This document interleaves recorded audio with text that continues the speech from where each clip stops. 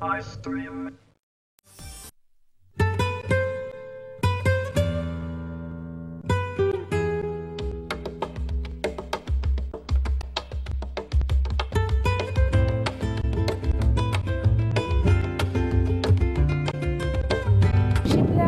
തന്നെയുള്ള ഒരു ഹയസ്റ്റ് പോയിന്റിലാണ് ഇപ്പോൾ എത്തിയിരിക്കുന്നത്. നർക്കണ്ട എന്ന് പറയുന്ന സ്ഥലം. നർക്കണ്ട ഷിംലയിൽ നിന്നും ഏകദേശം ഒരു 65 കിലോമീറ്റേഴ്സ്. മനോഹരമായ റോഡിൽ കൂടിയൊക്കെ വരാം. ട്വിസ്റ്റി റോഡായിരുന്നു, അത് കാരണം കാഴ്ചകളൊന്നും അധികം കാണാൻ സാധിച്ചില്ല. പക്ഷേ ഇവിടെ വന്നു കഴിഞ്ഞപ്പോൾ നല്ല ആകാശമൊക്കെ തെളിഞ്ഞിട്ടുണ്ട്, കണ്ടില്ലേ? ഇപ്പോൾ നല്ല ഭംഗിയെല്ലാം കാണാം. ഇതൊരു പ്രധാന സ്ഥലമാണ് നർക്കണ്ട. ഇതൊരു ഹയസ്റ്റ് പോയിൻ്റ് ആണെന്ന് പറയാൻ വേണമെങ്കിൽ ഷിംലയുടെ. ഇവിടെ വന്നു കഴിഞ്ഞാൽ ഇവിടെയും കുറേ കാഴ്ചകളൊക്കെ ഉണ്ട്.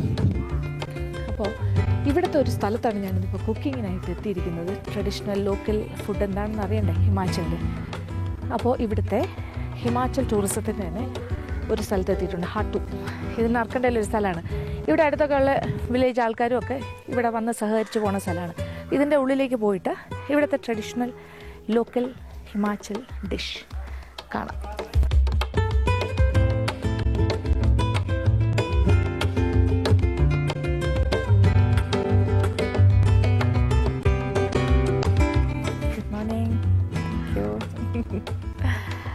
അവർ നമ്മളിങ്ങനെ ഒരു വെൽക്കം ചെയ്ത് വിളിച്ചിരിക്കുകയാണ് അകത്തേക്ക്. അതൊരു ട്രഡീഷണൽ സ്റ്റൈലാണല്ല, നർക്കണ്ടയിലെ ലേഡി. Hello sir.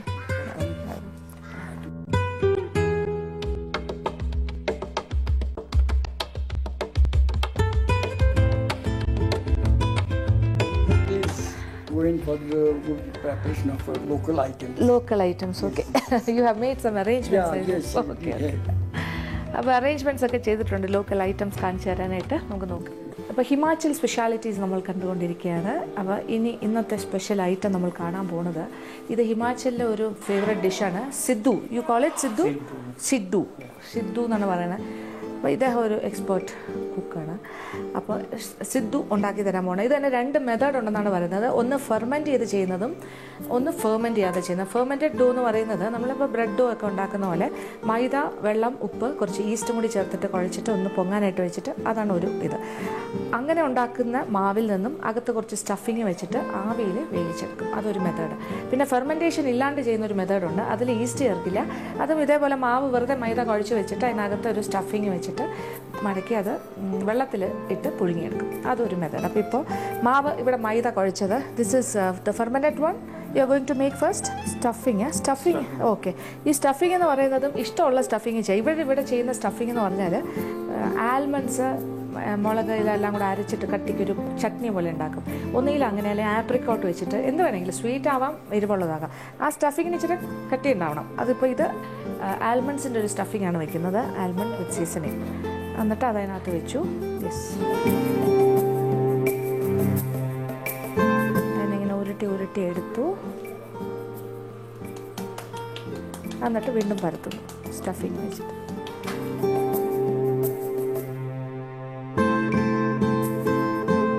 തിളച്ചുകൊണ്ടിരിക്കുന്ന വെള്ളത്തിലേക്ക് ഇപ്പോൾ സ്റ്റഫിങ്ങോടുകൂടി പരത്തിയെടുത്ത് ഈ സിദ്ധു ഇടാൻ പോവാണ്. കണ്ടല്ലോ.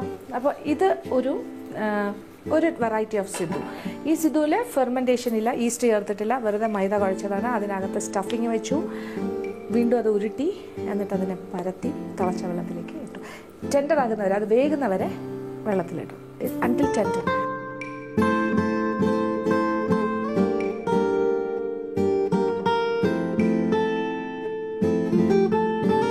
അങ്ങനെ വെള്ളത്തിൽ ഇട്ട് പുഴുങ്ങിയെടുത്ത സിദ്ധു റെഡിയായി. സിദ്ധു SIDU. ഓക്കെ, സിദ്ധു ഇവിടെ റെഡി ആയി കഴിഞ്ഞു. ഇതിൻ്റെ സ്റ്റഫിങ് ഇഷ്ടമുള്ള എന്ത് വേണമെങ്കിലും ചെയ്യാമെന്ന് പറഞ്ഞല്ലോ. ഇതിലിപ്പോൾ പൊട്ടറ്റോ സ്റ്റഫിങ് ആണ്, നമ്മൾ പൊട്ടറ്റോ പൊടിമാസ് പോലെ ചെയ്തിട്ട് സ്റ്റഫ് ചെയ്തിട്ടും ഇങ്ങനെ ചെയ്യാം. പിന്നെ ഇവിടെ ആൽമണ്ട് ഗിരി എന്ന് പറയുന്ന സ്റ്റഫിങ് ചെയ്യുന്നത് വെച്ചാൽ ആൽമണ്ട് അരച്ച അതിൻ്റെ കൂടെ പിന്നെ പച്ചമുളക്, സവാള, മല്ലിയില എന്ത് വേണമെങ്കിലും ഒക്കെ ചേർക്കാം. അതെല്ലാം കൂടെ ചേർത്ത് അരച്ചൊരു പേസ്റ്റ്, ഉപ്പ്, കുറച്ച് മഞ്ഞൾപ്പൊടി, അങ്ങനെയൊക്കെ വേണമെങ്കിലും ഉള്ളൊരു ഫില്ലിങ്. അതാണ് അകത്ത് വെച്ചിട്ട് ഇങ്ങനെ ചെയ്ത് പുഴുങ്ങിയെടുത്തിരിക്കുന്നത്. പുഴുങ്ങി ഇത് ആവിയിലല്ല, വെള്ളത്തിലിട്ടാണ് വേവിച്ചത്. ഇത് ആണ് ഇവിടുത്തെ ഒരു സാധനം സിദ്ധു. സിദ്ധു തന്നെ ഇനി ഫെർമെൻറ്റഡ് ഫോമിലുള്ളത് ആവിയിൽ വേവിച്ചെടുക്കുന്നത് എങ്ങനെയാണെന്നാണ് നമ്മളിനി അടുത്തത് കാണാൻ പോകുന്നത്. ഇനി സിദ്ധുവിൻ്റെ ഫെർമെൻറ്റഡ് ഫോമാണ് കാണാൻ പോകുന്നത്. ഫെർമെൻറ്റഡ് എന്ന് പറയുമ്പോൾ ഇതേപോലെ തന്നെ മൈദ മാവ് കുറച്ച് ഈസ്റ്റും കൂടി ചേർത്ത് കുഴച്ച് ഒന്ന് പൊങ്ങാനായിട്ട് വെച്ചത്. ആ മാവാണിത്. നമുക്കിത് കാണിച്ച് തരാൻ പോണ ആളാരാന്ന് നോക്കിക്കോളൂ. ട്രഡീഷണൽ വേഷമൊക്കെ ഇട്ടിട്ട് ഇവിടുത്തെ വില്ലേജിലുള്ള ഒരു ലേഡിയാണ്. രേഖ എന്നാണ് പേര്. Your name is Rekha, right? Kareka village ഇതാണ്. ഇവിടെ നർക്കണ്ടയിലെ സ്പെഷ്യൽ കോസ്റ്റ്യൂമാണിത്. ഇവരുടെ ഈ നർക്കണ്ടയിലെ ഈ ഭാഗത്തുള്ള വില്ലേജിലൊക്കെ ഇതാണ് അവരുടെ ട്രഡീഷണൽ ഡ്രസ്സ്. ഈസ്റ്റൊക്കെ ചേർന്ന ഫെർമെൻറ്റഡ് മാവിനകത്ത് സ്റ്റഫിങ്, സ്വീറ്റ് സ്റ്റഫിംഗ് ആണ് വയ്ക്കാൻ പോണത്. അതും ആൽമണ്ട്, അതിൻ്റെ കൂടെ വെളുത്ത എള്ള്, ആൽമണ്ട്സ് അതായത് ബദാമും വെളുത്ത എള്ളും കൂടി ചേർത്തിട്ട് പൊടിച്ചെടുത്ത് കുറച്ച് പഞ്ചസാരയും കൂടി ചേർത്ത് ഇച്ചിരി വെള്ളം ചേർത്തൊന്ന് കുഴച്ചെടുത്ത്, അതാണ് സ്റ്റഫിങ്. So will do.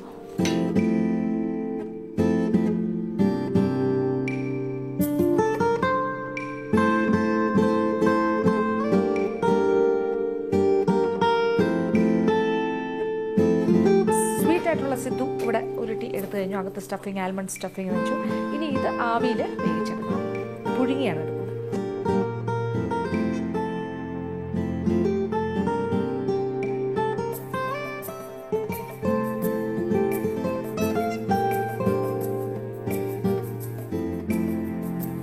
അപ്പോൾ 2 തരം സിദ്ധു ഇവിടെ റെഡിയായി കഴിഞ്ഞു.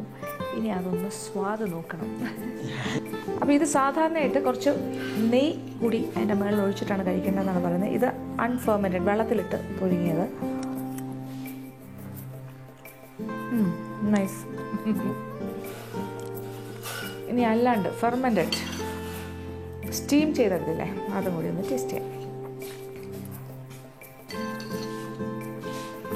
നൈസ്.